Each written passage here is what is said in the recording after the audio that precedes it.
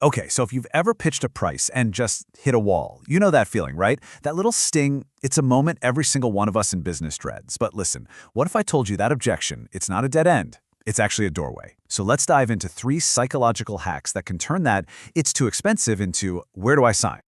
Ah, there it is. Those 5 little words. They can feel like a total negotiation killer, can't they? But here's the secret that the absolute best in the business know. It's almost never, and I mean never, about the actual number on the price tag. So this is the big mindset shift we have to make right here. A price objection isn't a hard no. It's your customer basically saying, "Hey, I'm not convinced yet," or "Help me see why this is worth it."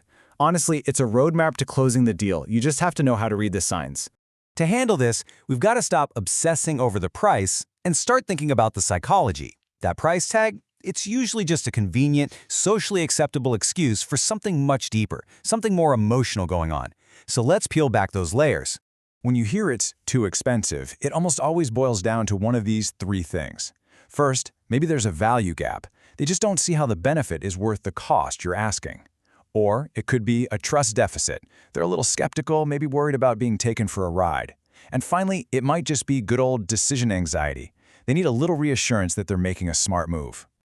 So here's the golden rule, and I mean the golden rule. Never, ever, ever defend your price. The second you start justifying why it costs what it costs, you've already lost. You've made it you versus them. Your job isn't to be a defender. It's to be more like a doctor. You got to get curious, Ask some questions. Diagnose what's really going on behind that price objection. So how do we do that? Well, that brings us to our very first psychological tool, price anchoring. All right. Our first hack is one of the most powerful tricks in all of behavioral economics. It's called price anchoring. And this is all about the incredible power of the very first numbers someone sees. That first price sets the entire stage for everything that comes after. So this is what's called the anchoring effect. It's a built-in quirk of our brains, a cognitive bias, where we latch onto the first piece of information we get and use that as the yardstick for all other judgments. We can't help it. Our brains just do it automatically to make sense of the world. And here's where it gets really powerful for us. Studies have shown, time and time again, that if you show a customer a high number first, think of it as the original price before a discount, it makes the final price seem like a much, much better deal. You're basically framing the value before you even get to the cost. It's brilliant. Think of it like this. You have to decide what kind of market you're playing in. Are you positioning your product as the super reliable, budget-friendly Toyota Corolla, or are you the high-end premium BMW? See, by anchoring your brand in that luxury space, you're not just selling a thing. You're selling a feeling, a status, a promise of quality. And that psychologically preps your customer for a premium price. Okay, on to our second hack. This one almost feels like a magic trick, but I promise you it's pure psychology. It's called the decoy effect, and it's all about making the choice you want your customer to make feel like the most obvious, no-brainer decision they could possibly make.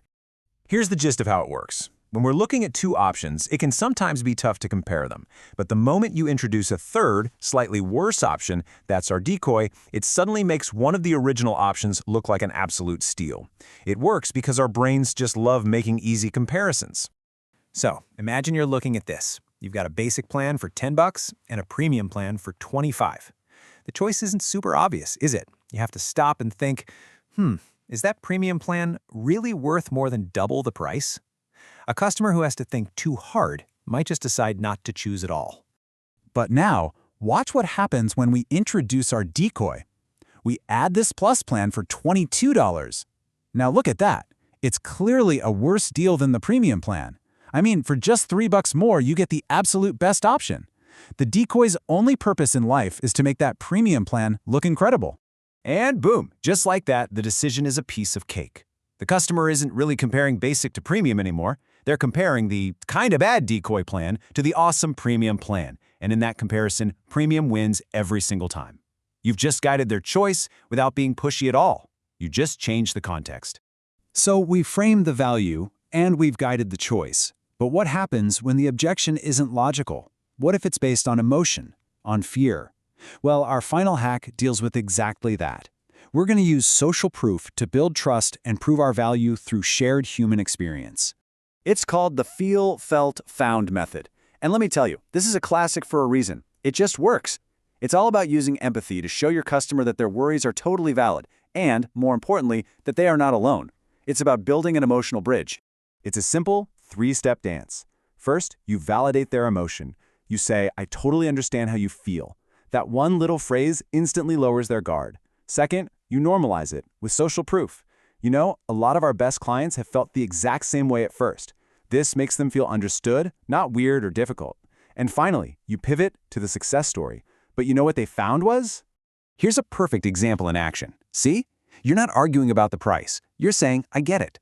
You're showing them they're in good company. And then you're delivering a real-world story about the value that solved that exact same feeling for someone else.